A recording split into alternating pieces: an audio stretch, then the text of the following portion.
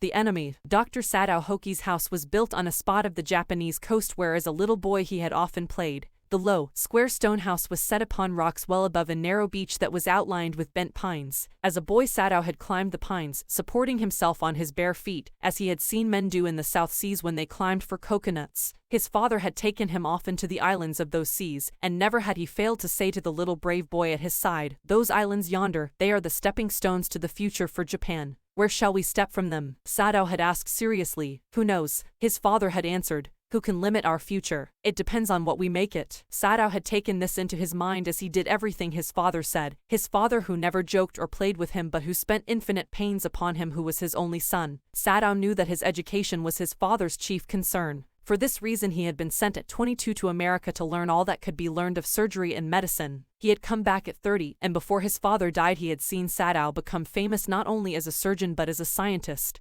Because he was perfecting a discovery which would render wounds entirely clean, he had not been sent abroad with the troops. Also, he knew, there was some slight danger that the old general might need an operation for a condition for which he was now being treated medically, and for this possibility Sadao was being kept in Japan. Clouds were rising from the ocean now. The unexpected warmth of the past few days had at night drawn heavy fog from the cold waves. Sadao watched mists hide outlines of a little island near the shore and then come creeping up the beach below the house, wreathing around the pines. In a few minutes fog would be wrapped about the house too. Then he would go into the room where Hana, his wife, would be waiting for him with the 2 children. But at this moment the door opened and she looked out, a dark blue woolen haori over her kimono. She came to him affectionately and put her arm through his as he stood, smiled and said nothing. He had met Hana in America, but he had waited to fall in love with her until he was sure she was Japanese. His father would never have received her unless she had been pure in her race. He wondered often whom he would have married if he had not met Hana, and by what luck he had found her in the most casual way, by chance literally, at an American professor's house. The professor and his wife had been kind people anxious to do something for their few foreign students, and the students, though bored, had accepted this kindness. Sadao had often told Hana how nearly he had not gone to Professor Harley's house that night. The rooms were so small, the food so bad, the professor's wife so voluble.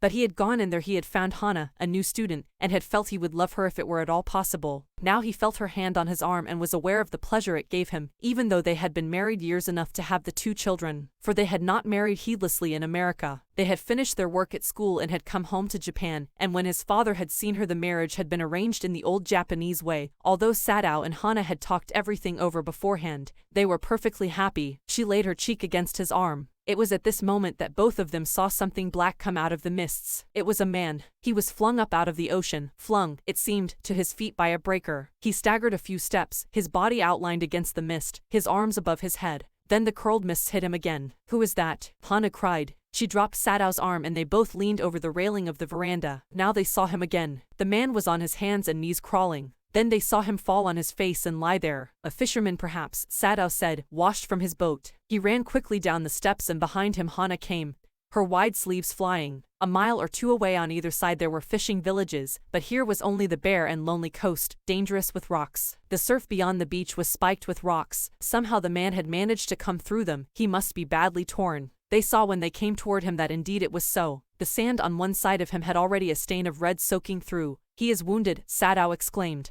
He made haste to the man, who lay motionless, his face in the sand. An old cap stuck to his head soaked with sea water. He was in wet rags of garments. Sadao stopped, Hana at his side, and turned the man's head. They saw the face. "A white man," Hana whispered. Yes, it was a white man. The wet cap fell away and there was his wet yellow hair, long, as though for many weeks it had not been cut, and upon his young and tortured face was a rough yellow beard. He was unconscious and knew nothing that they did for him. Now Sadao remembered the wound, and with his expert fingers he began to search for it. Blood flowed freshly at his touch. On the right side of his lower back Sadao saw that a gun wound had been reopened. The flesh was blackened with powder. Sometime, not many days ago, the man had been shot and had not been tended. It was bad chance that the rock had struck the wound. "Oh, how he is bleeding," Hana whispered again in a solemn voice. The mist screened them now completely, and at this time of day no one came by. The fishermen had gone home and even the chance beachcombers would have considered the day at an end. "What shall we do with this man?" Sadao muttered, but his trained hands seemed of their own will to be doing what they could to stanch the fearful bleeding. He packed the wound with the sea moss that strewed the beach. The man moaned with pain in his stupor, but he did not awaken. The best thing that we could do would be to put him back in the sea, Sadao said, answering himself. Now that the bleeding was stopped for the moment, he stood up and dusted the sand from his hands. Yes, undoubtedly that would be best, Hana said steadily, but she continued to stare down at the motionless man. If we sheltered a white man in our house, we should be arrested, and if we turned him over as a prisoner, he would certainly die, Sadao said.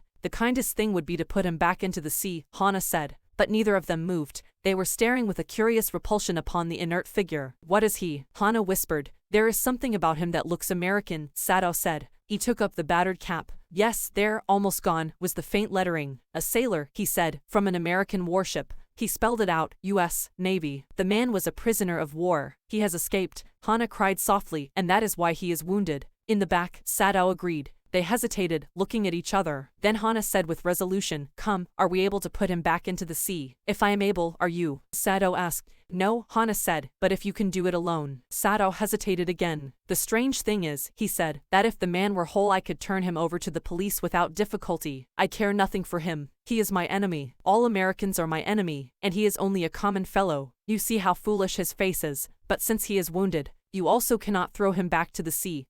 Hana said. Then there is only one thing to do. We must carry him into the house. But the servants, Sadao inquired. We must simply tell them that we intend to give him to the police, as indeed we must, Sadao. We must think of the children and your position. It would endanger all of us if we did not give this man over as a prisoner of war. Certainly, Sadao agreed. I would not think of doing anything else. Thus agreed, together they lifted the man. He was very light, like a fowl that had been half-starved for a long time until it is only feathers and skeleton. So, his arms hanging, they carried him up the steps and into the side door of the house. This door opened into a passage, and down the passage they carried the man towards an empty bedroom. It had been the bedroom of Sadao's father, and since his death it had not been used. They laid the man on the deeply matted floor. Everything here had been Japanese to please the old man, who would never in his own home sit on a chair or sleep in a foreign bed. Hana went to the wall cupboards and slid back a door and took out a soft quilt. She hesitated. The quilt was covered with flowered silk and the lining was pure white silk. He is so dirty, she murmured in distress. Yes, he had better be washed, Sadao agreed. If you will fetch hot water I will wash him. I cannot bear for you to touch him, she said. We shall have to tell the servants he is here. I will tell Yumi now. She can leave the children for a few minutes and she can wash him. Sadao considered a moment. Let it be so, he agreed.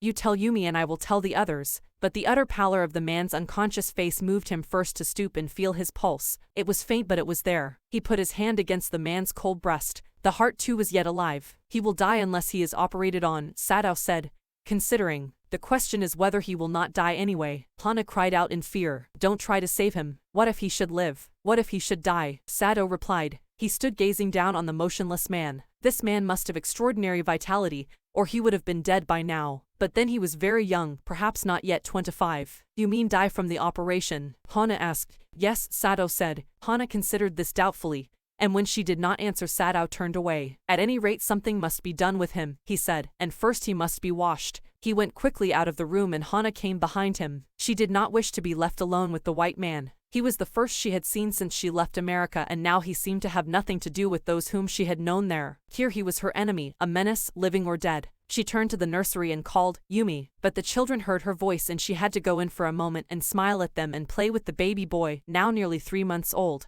Over the baby's soft black hair she motioned with her mouth. Yumi, come with me. I will put the baby to bed, Yumi replied. He is ready. She went with Yumi into the bedroom next to the nursery and stood with the boy in her arms while Yumi spread the sleeping quilts on the floor and laid the baby between them. Then Hana led the way quickly and softly to the kitchen. The 2 servants were frightened at what their master had just told them. The old gardener, who was also a house servant, pulled the few hairs on his upper lip. The master ought not to heal the wound of this white man, he said bluntly to Hana. The white man ought to die. First he was shot, then the sea caught him and wounded him with her rocks. If the master heals what the gun did and what the sea did, they will take revenge on us. I will tell him what you say, Hana replied courteously, but she herself was also frightened. Although she was not superstitious as the old man was, could it ever be well to help an enemy? Nevertheless she told Yumi to fetch the hot water and bring it to the room where the white man was. She went ahead and slid back the partitions. Sadao was not yet there. Yumi, following, put down her wooden bucket. Then she went over to the white man. When she saw him her thick lips folded themselves into stubbornness. I have never washed a white man, she said, and I will not wash so dirty a one now. Hana cried at her severely. You will do what your master commands you. There was so fierce a look of resistance upon Yumi's round dull face that Hana felt unreasonably afraid. After all, if the servants should report something that was not as it happened, very well, she said with dignity. You understand we only want to bring him to his senses so that we can turn him over as a prisoner. I will have nothing to do with it, Yumi said. I am a poor person and it is not my business. Then please, Hana said gently, return to your own work. At once Yumi left the room. But this left Hana with the white man alone. She might have been too afraid to stay had not her anger at Yumi's stubbornness now sustained her. Stupid Yumi, she muttered fiercely. Is this anything but a man? And a wounded helpless man? In the conviction of her own superiority she bent impulsively, and untied the knotted rugs that kept the white man covered. When she had his breast bare she dipped the small clean towel that Yumi had brought into the steaming hot water, and washed his face carefully. The man's skin, though rough with exposure, was of a fine texture and must have been very blond when he was a child. While she was thinking these thoughts, though not really liking the man better now that he was no longer a child, she kept on washing him until his upper body was quite clean. But she dared not turn him over. Where was Sadao? Now her anger was ebbing, and she was anxious again and she rose, wiping her hands on the wrong towel. Then lest the man be chilled, she put the quilt over him. Sadao, she called softly. He had been about to come in when she called. His hand had been on the door and now he opened it. She saw that he had brought his surgeon's emergency bag and that he wore his surgeon's coat. You have decided to operate, she cried. Yes, he said shortly. He turned his back to her and unfolded a sterilized towel upon the floor of the Takanoma 2 alcove and put his instruments out upon it. Fetch towels, he said. She went obediently, but how anxious now, to the linen shelves and took out the towels. There ought also to be old pieces of matting so that the blood would not ruin the fine floor covering. She went out to the back veranda where the gardener kept strips of matting with which to protect delicate shrubs on cold nights, and took an armful of them. But when she went back into the room, she saw this was useless. The blood had already soaked through the packing in the man's wound and had ruined the mat under him. Oh, the mat, she cried. Yes, it is ruined, Sadao replied, as though he did not care. Help me to turn him, he commanded her. She obeyed him without a word, and he began to wash the man's back carefully. Yumi would not wash him, she said. Did you wash him then? Sadao asked, not stopping for a moment his swift, concise movements. Yes, she said. He did not seem to hear her, but she was used to his absorption when he was at work. She wondered for a moment if it mattered to him what was the body upon which he worked so long as it was for the work he did so excellently. You will have to give the anesthetic if he needs it, he said.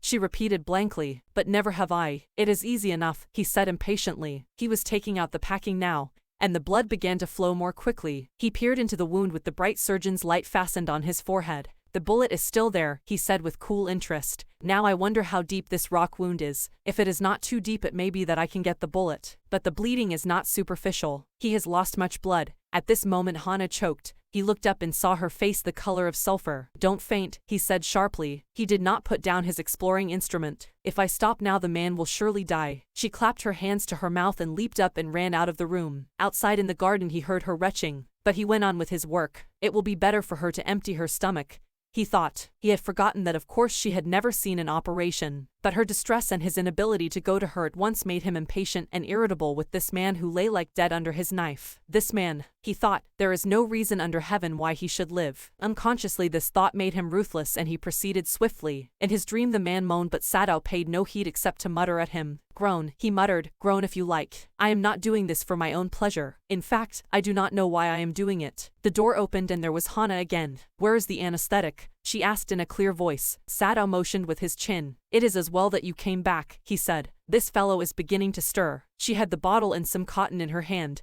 But how shall I do it? She asked. Simply saturate the cotton and hold it near his nostrils, Sadao replied without delaying for one moment the intricate detail of his work. When he breathes badly move it away a little. She crouched close to the sleeping face of the young American. It was a piteously thin face, she thought, and the lips were twisted. The man was suffering whether he knew it or not. Watching him, she wondered if the stories they heard sometimes of the sufferings of prisoners were true. They came like flickers of rumor, told by word of mouth and always contradicted. In the newspapers the reports were always that wherever the Japanese armies went the people received them gladly, with cries of joy at their liberation. But sometimes she remembered such men as General Takuma, who at home beat his wife cruelly, though no one mentioned it now that he had fought so victorious a battle in Manchuria. If a man like that could be so cruel to a woman in his power, would he not be cruel to one like this for instance? She hoped anxiously that this young man had not been tortured. It was at this moment that she observed deep red scars on his neck, just under the ear. Those scars, she murmured, lifting her eyes to Sadao. but he did not answer. At this moment he felt the tip of his instrument strike against something hard, dangerously near the kidney. All thought left him. He felt only the purest pleasure. He probed with his fingers, delicately, familiar with every atom of this human body. His old American professor of anatomy had seen to that knowledge. Ignorance of the human body is the surgeon's cardinal sin, sirs. He had thundered at his classes year after year. To operate without as complete knowledge of the body as if you had made it, anything less than that is murder. It is not quite at the kidney, my friend, Sadow murmured. It was his habit to murmur to the patient when he forgot himself in an operation. My friend, he always called his patients, and so now he did, forgetting that this was his enemy. Then quickly, with the cleanest and most precise of incisions, the bullet was out. The man quivered, but he was still unconscious. Nevertheless he muttered a few English words. Guts, he muttered, choking. They got ... my guts. Sadow, Hana cried sharply. Hush, Sadow said. The man sank again into silence so profound that Sadow took up his wrist, hating the touch of it. Yes, there was still a pulse so faint, so feeble, but enough, if he wanted the man to live, to give hope. But certainly I do not want this man to live, he thought. No more anesthetic, he told Hana. He turned as swiftly as though he had never paused, and from his medicines he chose a small vial and from it filled a hypodermic, and thrust it into the patient's left arm. Then putting down the needle, he took the man's wrist again. The pulse under his fingers fluttered once or twice and then grew stronger. This man will live in spite of all, he said to Hana and sighed. The young man woke, so weak, his blue eyes so terrified when he perceived where he was, that Hana felt compelled to apologize. She herself served him, for none of the servants would enter the room. When she came in the first time, she saw him summon his small strength to be prepared for some fearful thing. Don't be afraid, she begged him softly. How come, you speak English? He gasped. I was a long time in America, she replied. She saw that he wanted to reply to that, but he could not. And so she knelt and fed him gently from the porcelain spoon. He ate unwillingly, but still he ate. Now you will soon be strong, she said, not liking him and yet moved to comfort him. He did not answer. When Sadow came in the third day after the operation, he found the young man sitting up, his face bloodless with the effort. Lay down, Sadow cried. Do you want to die? He forced the man down gently and strongly and examined the wound. You may kill yourself if you do this sort of thing, he scolded. What are you going to do with me? The boy muttered. He looked just now barely 17. Are you going to hand me over? For a moment Sadow did not answer. He finished his examination and then pulled the silk quilt over the man. I do not know myself what I shall do with you, he said. I ought of course to give you to the police. You are a prisoner of war. No, do not tell me anything. He put up his hand as he saw the young man was about to speak. Do not even tell me your name unless I ask it. They looked at each other for a moment, and then the young man closed his eyes and turned his face to the wall. Okay, he whispered, his mouth a bitter line. Outside the door Hana was waiting for Sadow. He saw at once that she was in trouble. Sadow, Yumi tells me the servants feel they cannot stay if we hide this man here any more, she said. She tells me that they are saying that you and I were so long in America that we have forgotten to think of our own country first. They think we like Americans. It is not true, Sadow said harshly. Americans are our enemies. But I have been trained not to let a man die if I can help it. The servants cannot understand that, she said anxiously. No, he agreed. Neither seemed able to say more, and somehow the household dragged on. The servants grew more watchful. Their courtesy was as careful as ever, but their eyes were cold upon the pair to whom they were hired. It is clear what our master ought to do, the old gardener said one morning. He had worked with flowers all his life, and had been a specialist too in moss. For Sadow's father he had made one of the finest moss gardens in Japan, sweeping the bright green carpet constantly so that not a leaf or a pine needle marred the velvet of its surface. My old master's son knows very well what he ought to do, he now said, pinching a bud from a bush as he spoke. When the man was so near death, why did he not let him bleed? That young master is so proud of his skill to save life that he saves any life, the cook said contemptuously. She split a fowl's neck skillfully and held the fluttering bird and let its blood flow into the roots of a wisteria vine. Blood is the best of fertilizers, and the old gardener would not let her waste a drop of it. It is the children of whom we must think, Yumi said sadly. What will be their fate if their father is condemned as a traitor? They did not try to hide what they said from the ears of Hana as she stood arranging the day's flowers in the veranda nearby, and she knew they spoke on purpose that she might hear. That they were right she knew too in most of her being. But there was another part of her which she herself could not understand. It was not sentimental liking of the prisoner. She had come to think of him as a prisoner. She had not liked him even yesterday when he had said in his impulsive way, "Anyway, let me tell you that my name is Tom." She had only bowed her little distant bow. She saw hurt in his eyes, but she did not wish to assuage it. Indeed, he was a great trouble in this house. As for Sadow, every day he examined the wound carefully. The last stitches had been pulled out this morning, and the young man would, in a fortnight, be nearly as well as ever. Sadao went back to his office and carefully typed a letter to the chief of police reporting the whole matter. On the 21st day of February, an escaped prisoner was washed up on the shore in front of my house. So far, he typed, and then he opened a secret drawer of his desk and put the unfinished report into it. On the 7th day after that, two things happened. In the morning, the servants left together, their belongings tied in large square cotton kerchiefs. When Hana got up in the morning, nothing was done, the house not cleaned and the food not prepared, and she knew what it meant. She was dismayed and even terrified, but her pride as a mistress would not allow her to show it. Instead, she inclined her head gracefully when they appeared before her in the kitchen, and she paid them off and thanked them for all that they had done for her. They were crying, but she did not cry. The cook and the gardener had served Sadao since he was a little boy in his father's house, and Yumi cried because of the children. She was so grieving that after she had gone she ran back to Hana. "If the baby misses me too much tonight, send for me. I am going to my own house and you know where it is." "Thank you," Hana said, smiling. But she told herself she would not send for Yumi. However, the baby cried. She made the breakfast and Sadao helped with the children. Neither of them spoke of the servants beyond the fact that they were gone. But after Hana had taken morning food to the prisoner, she came back to Sadao. "Why is it we cannot see clearly what we ought to do?" she asked him. "Even the servants see more clearly than we do. Why are we different from other Japanese?" Sadao did not answer, but a little later he went into the room where the prisoner was and said brusquely, "Today you may get up on your feet. I want you to stay up only 5 minutes at a time. Tomorrow you may try it twice as long. It would be well that you get back your strength as quickly as possible." He saw the flicker of terror on the young face that was still very pale. "Okay," the boy murmured. Evidently he was determined to say more. "I feel I ought to thank you, doctor, for having saved my life." "Don't thank me too early," Sadao said coldly. He saw the flicker of terror again in the boy's eyes, terror as unmistakable as in animals. The scars on his neck were crimson for a moment. Those scars, what were they? Sadao did not ask. In the afternoon the second thing happened. Hana, working hard on unaccustomed labor, saw a messenger come to the door in official uniform. Her hands went weak and she could not draw her breath. The servants must have told already. She ran to Sadao, gasping, unable to utter a word. But by then the messenger had simply followed her through the garden, and there he stood. She pointed at him helplessly. Sadao looked up from his book. He was in his office, the other partition of which was thrown open to the garden for the southern sunshine. "What is it?" he asked the messenger, and then he rose, seeing the man's uniform. "You are to come to the palace," the man said. "The old general is in pain again." "Oh," Hana breathed, "is that all?" "All," the messenger exclaimed. "Is it not enough?" "Indeed it is," she replied. "I am very sorry." When Sadao came to say goodbye, she was in the kitchen, but doing nothing. The children were asleep and she sat merely resting for a moment, more exhausted from her fright than from work. "I thought they had come to arrest you," she said. He gazed down into her anxious eyes. "I must get rid of this man for your sake," he said in distress. "Somehow I must get rid of him." "Of course," the general said weakly, "I understand fully. But that is because I once took a degree in Princeton. So few Japanese have. I care nothing for the man, Excellency," Sadao said, "but having operated on him with such success." Yes, the general said. "It only makes me feel you more indispensable to me. Evidently you can save anyone, you are so skilled. You say you think I can stand one more such attack as I have had today." "Not more than one," Sadao said. "Then certainly I can allow nothing to happen to you," the general said with anxiety. His long pale Japanese face became expressionless, which meant that he was in deep thought. "You cannot be arrested," the general said, closing his eyes. "Suppose you were condemned to death and the next day I had to have my operation." "There are other surgeons, Excellency," Sadao suggested. "None I trust," the general replied.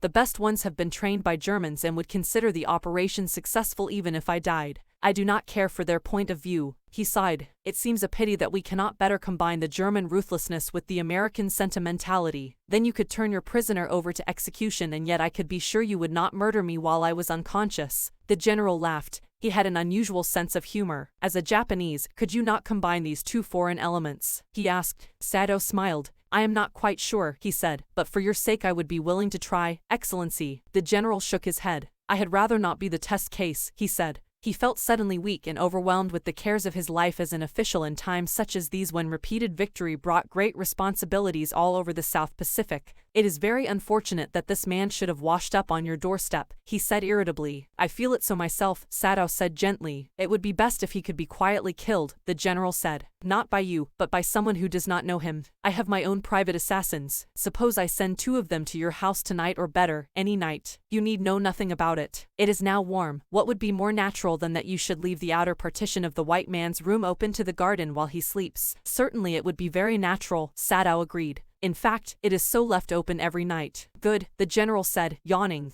They are very capable assassins, they make no noise and they know the trick of inward bleeding. If you like I can even have them remove the body. Sadao considered. That perhaps would be best, Excellency. He agreed, thinking of Hana. He left the general's presence then and went home, thinking over the plan. In this way the whole thing would be taken out of his hands. He would tell Hana nothing, since she would be timid at the idea of assassins in the house, and yet certainly such persons were essential in an absolute state such as Japan was. How else could rulers deal with those who opposed them? He refused to allow anything but reason to be the atmosphere of his mind as he went into the room where the American was in bed. But as he opened the door, to his surprise he found the young man out of bed, and preparing to go into the garden. "What is this?" he exclaimed. "Who gave you permission to leave your room?" "I'm not used to waiting for permission," Tom said gaily. "Gosh, I feel pretty good again. But will the muscles on this side always feel stiff?" "Is it so?" Sadao inquired, surprised. He forgot all else. "Now I thought I had provided against that," he murmured. He lifted the edge of the man's shirt and gazed at the healing scar. "Massage may do it," he said, "if exercise does not." "It won't bother me much," the young man said.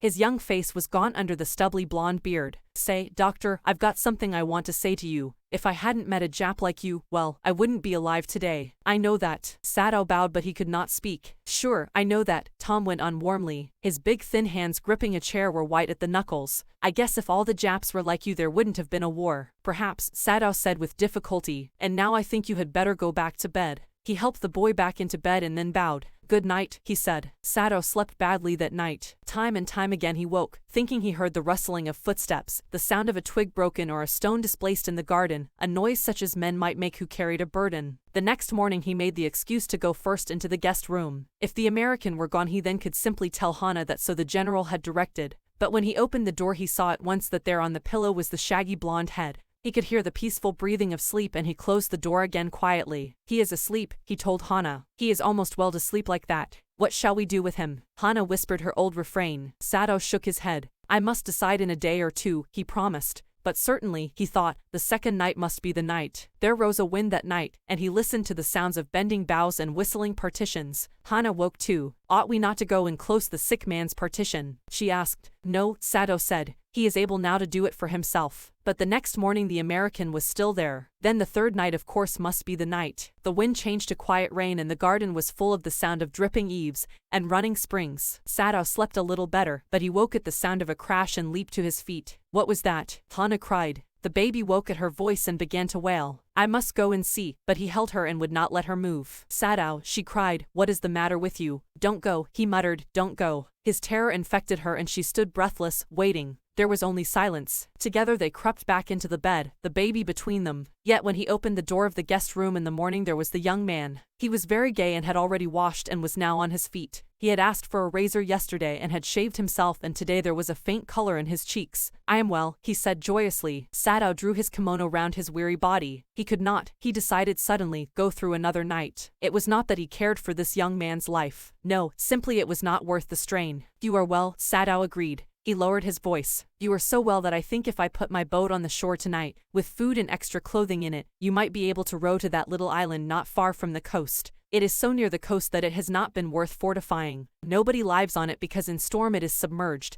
but this is not the season of storm. You could live there until you saw a Korean fishing boat pass by. They pass quite near the island because the water is many fathoms deep there." The young man stared at him, slowly comprehending. "Do I have to?" he asked. "I think so," Sadao said gently. "You understand, it is not hidden that you are here." "Okay," he said simply. Sadao did not see him again until evening. As soon as it was dark he had dragged the stout boat down to the shore and in it he put food and bottled water that he had bought secretly during the day, as well as 2 quilts he had bought at a pawnshop. The boat he tied to a post in the water, for the tide was high. There was no moon and he worked without a flashlight. When he came to the house he entered as though he were just back from his work, and so Hana knew nothing. "Yumi was here today," she said as she served his supper. Though she was so modern, still she did not eat with him. Yumi cried over the baby, she went on with a sigh. "She misses him so." "The servants will come back as soon as the foreigner is gone," Sadao said. He went into the guest room that night before he went to bed himself and checked carefully the American's temperature, the state of the wound, and his heart and pulse. The pulse was irregular but that was perhaps because of excitement.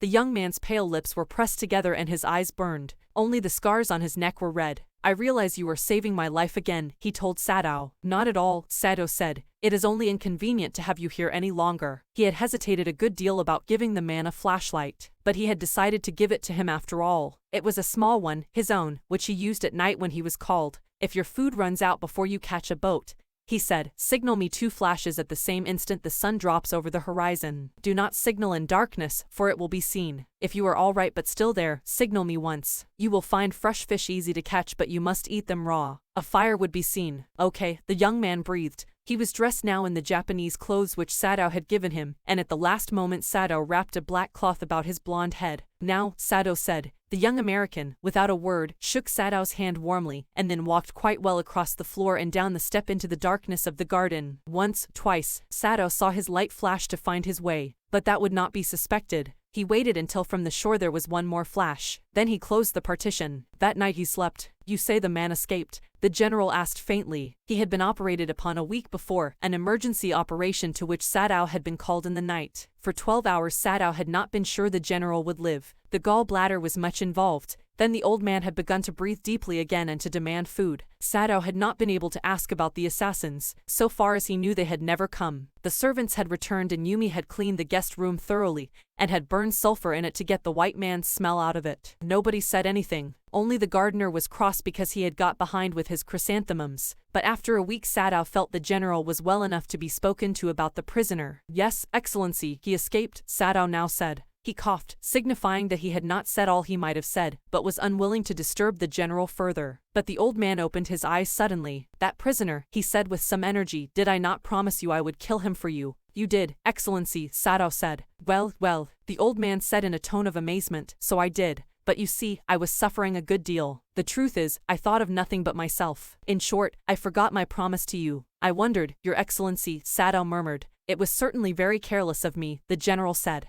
But you understand it was not lack of patriotism or dereliction of duty. He looked anxiously at his doctor. If the matter should come out you would understand that, wouldn't you? Certainly, Your Excellency, Sadao said. He suddenly comprehended that the general was in the palm of his hand, and that as a consequence he himself was perfectly safe. I can swear to your loyalty, Excellency, he said to the old general, and to your zeal against the enemy. You are a good man, the general murmured and closed his eyes. You will be rewarded. But Sadao, searching the spot of black in the twilighted sea that night, had his reward. There was no prick of light in the dusk. No one was on the island. His prisoner was gone, safe, doubtless, for he had warned him to wait only for a Korean fishing boat. He stood for a moment on the veranda, gazing out to the sea from whence the young man had come that other night, and into his mind, although without reason, there came other white faces he had known, the professor at whose house he had met Hana, a dull man, and his wife had been a silly talkative woman, in spite of her wish to be kind. He remembered his old teacher of anatomy, who had been so insistent on mercy with the knife, and then he remembered the face of his fat and slatternly landlady. He had had great difficulty in finding a place to live in America because he was a Japanese. The Americans were full of prejudice and it had been bitter to live in it, knowing himself their superior. How he had despised the ignorant and dirty old woman who had at last consented to house him in her miserable home.